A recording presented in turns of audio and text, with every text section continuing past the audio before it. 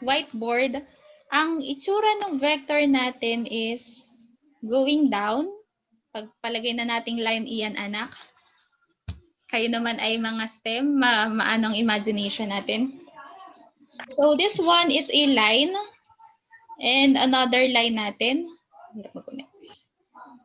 So connecting, madulas. So connecting natin, you have another line to be considered. So yung kino-consider natin is this is A and this is B. Pag hinanap natin yung resultant, ito yung magiging part niya na resultant. So yun yung sa components natin. Paano natin siya ma-identify? Bakit si Jordan lagi naglalagay ng red mark? Ha? Ay, kita po pala yun. Sorry Oo, po. kita siya. Okay, so lagay lang muna Sorry po. natin. Okay lang. So kung ito daw yung A natin, baka gusto mag-drawing din ni Jordan, ibibigay ko na sa kanya ang pag-host. So this one is A, and this one is B natin. For line A and for line B. And this one can be your resultant. Yan. So paano daw natin hahanapin yung vector sum? So ang formula natin dyan, pag ginamit natin is you have R is equal to you have A plus B. Pero not necessarily na ang gagamitin natin is yung measurement for A plus measurement for B. So mamaya maglalagay na tayo ng value. So ito daw yung gagamitin natin as vector sum. Pero hindi exactly na kunyari meron ako ditong nakalagay na 5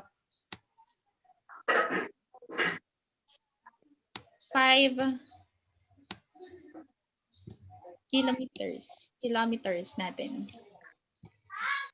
So, kunyari, this is 5 kilometers and this one would be 2 kilometers.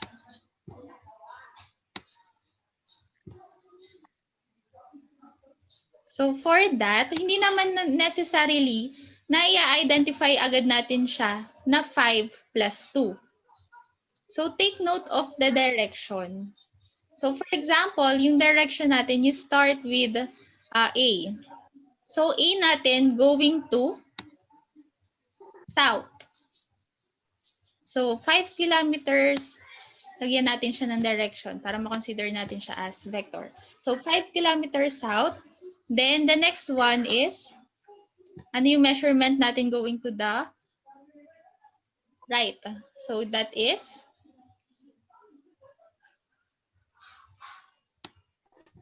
2 kilometers po. 2 kilometers going to? Correct me pag pag mali ang aking naisulat. So, tandaan lang natin yung sa NUS, kung naalala natin. Diba, pag meron tayong Cartesian plane, this would be your north and your south. Tapos,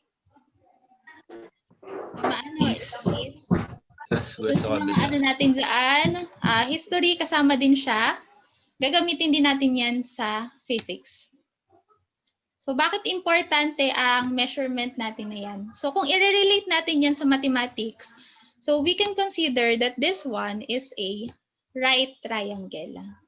So, that means, sa trigo natin or sa pre-calculus natin before, this is in terms of 0 degrees. So, 0 degrees yan. If this is 0, yung north natin, ang measurement natin dyan is, ano magiging measurement natin dyan? 90 po. 90. Okay. So, considered natin to be 90 degrees. So, take note of the different measurement natin. So, sa west natin, this is your 180 degrees. 180. Okay. So, 180. So, 180 degree. And this one is your 270. So, sa isang rotation natin, pag bumalik na siya kay east, yun yung magiging 360 natin. So, kung naalala natin yung mga kinonsider natin before sa trigonometry, mga second quarter, I think. So, in-identify natin itong mga ito. So, kung siya daw ay 5 kilometers going to south. So, to identify for the resultant, that is, you will be having this formula. So, resultant is, you have the square root of the summation of x squared plus the summation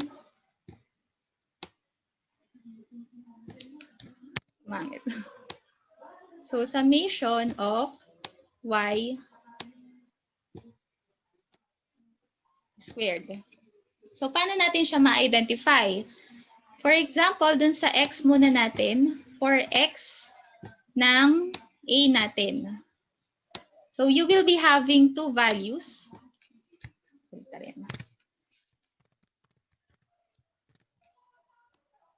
So, ang gamitin natin is yung a relating to x value.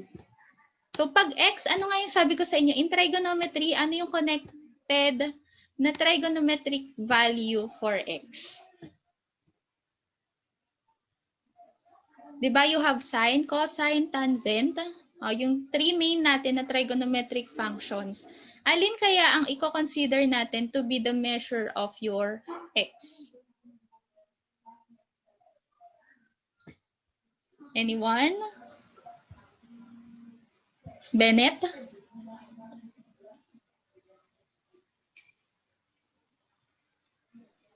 Ano po?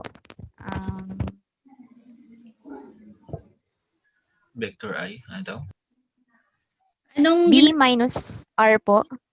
B squared minus R. ano dun sa tatlo? Di ba may binanggit akong sine, cosine, tangent. Alin kaya dun sa tatlo ang gagamitin natin na related kay x? Cosine po. Okay, so cosine. So yung gagamitin natin dyan is you have the measurement of your a. Tapos dadagdagan lang natin siya ng cosine.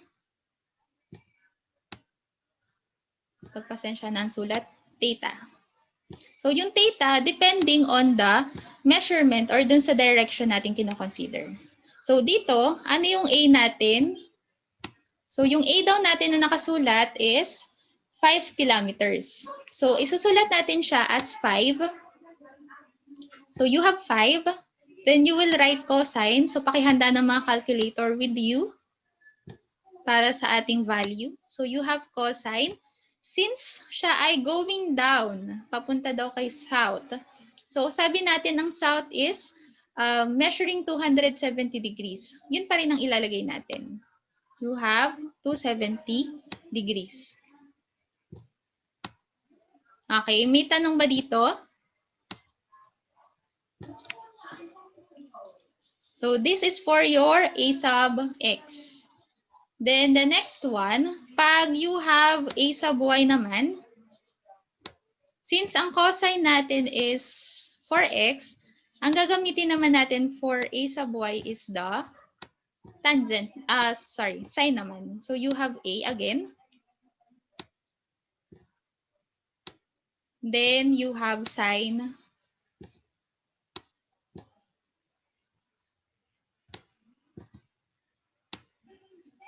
theta.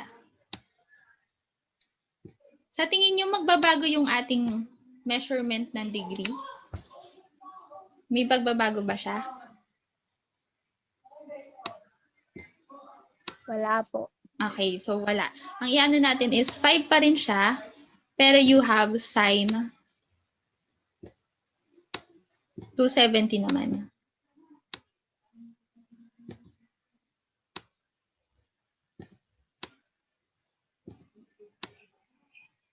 Okay. So, sino na yung may calculator dyan nakatabi? Kindly identify the value for a sub x and value for a sub y.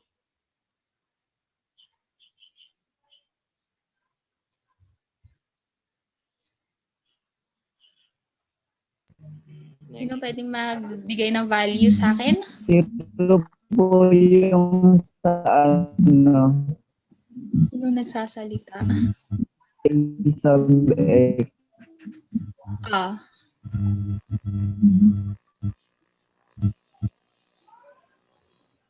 Pwede niyong gamitin anak yung chat box para dun sa answer ninyo para madali. Takong po.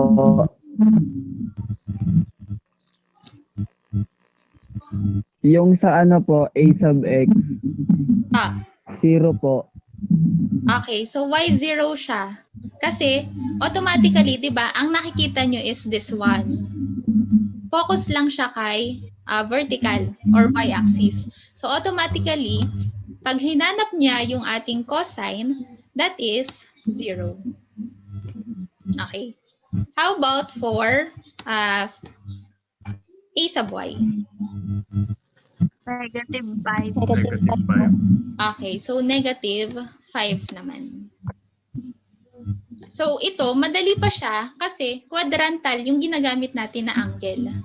Pero pag meron na tayong mga special angle dyan, or hindi siya special, so dun talaga gagamitin nyo yung calculator. Okay, so this one is a sub x and a sub y. How about for b? Hindi ko na isusulat yung computation natin. What can be our value for b sub x?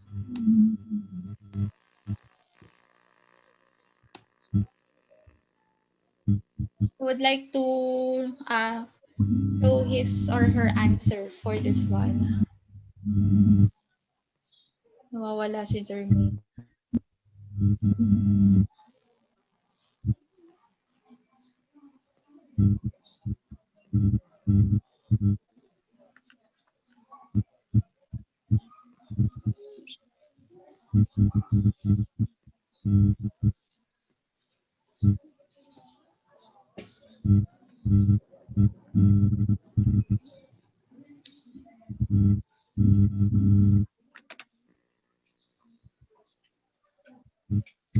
O, ano yung magiging b sub x natin? 2 kilometer cosine. It's either 0 degree or 360. Same lang yung answer na makukuha nyo. So, ano yung magiging sagot natin for this?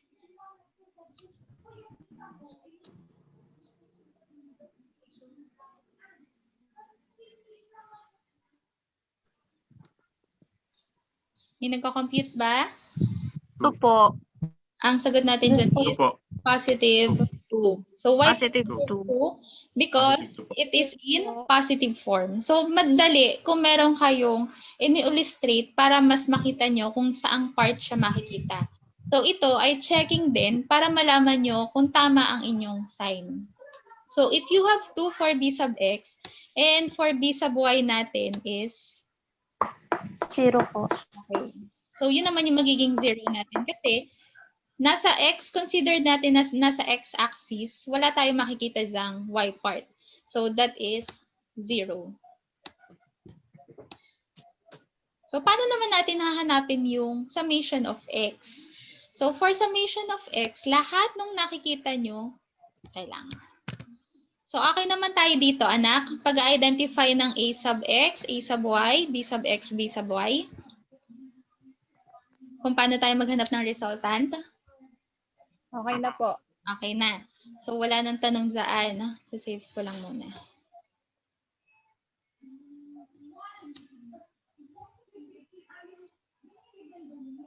So, consider natin, i-clear ko lang.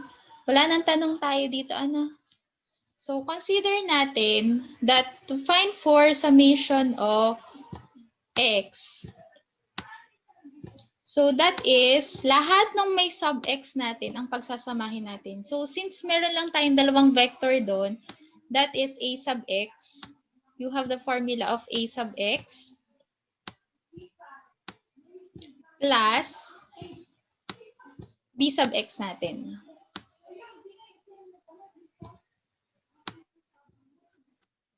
For summation of y naman, that is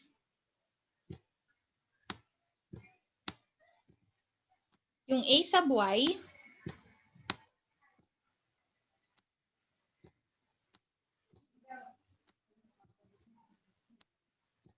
plus B sub Y din.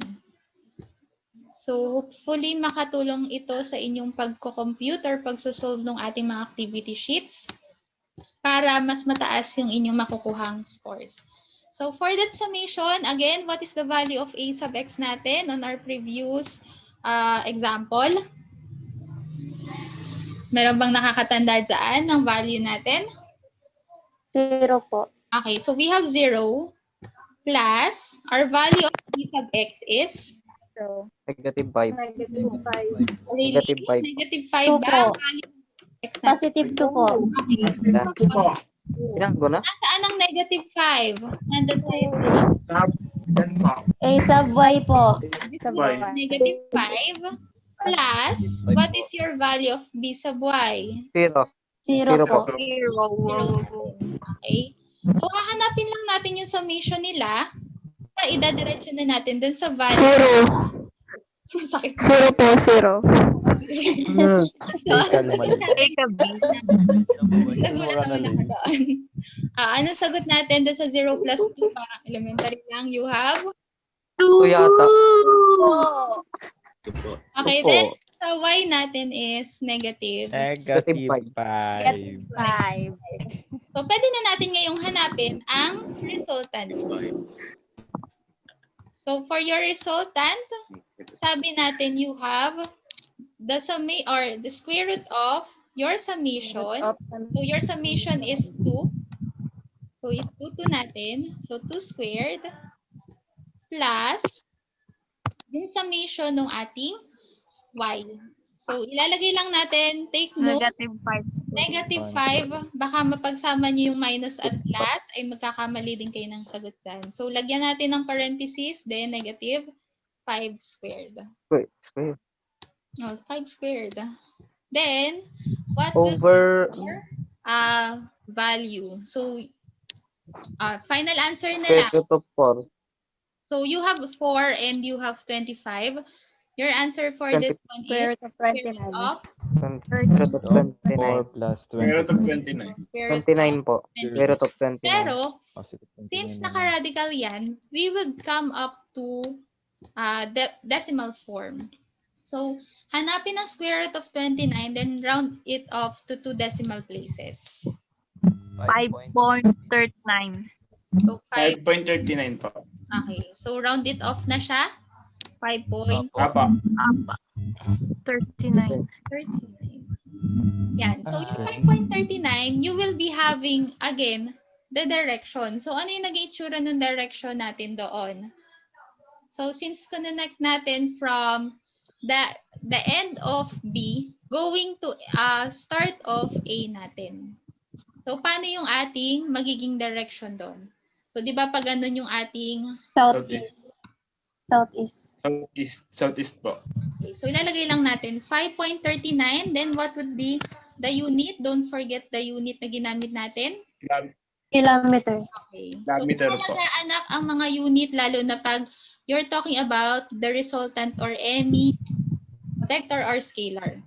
So, 5.39 kilometer Southeast. southeast. Southeast. So, bakit B? Southeast Asia.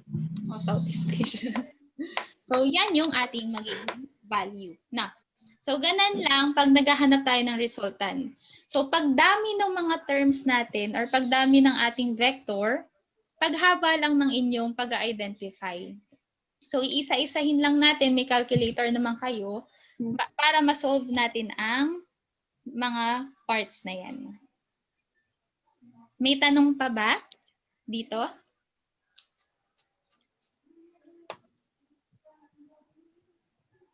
Tem, may tanong? Okay. Malinaw Okay ba? na ma'am. Kaya nang makapag-solve? Okay na? Medyo. Medyo. So, pwede nating isa-isa Ayan eh. yung modules, yung activity para makita natin kung para ma-discuss natin per direction. Ano? So, stop ko muna ito. Hindi ko pala na-open ang ating.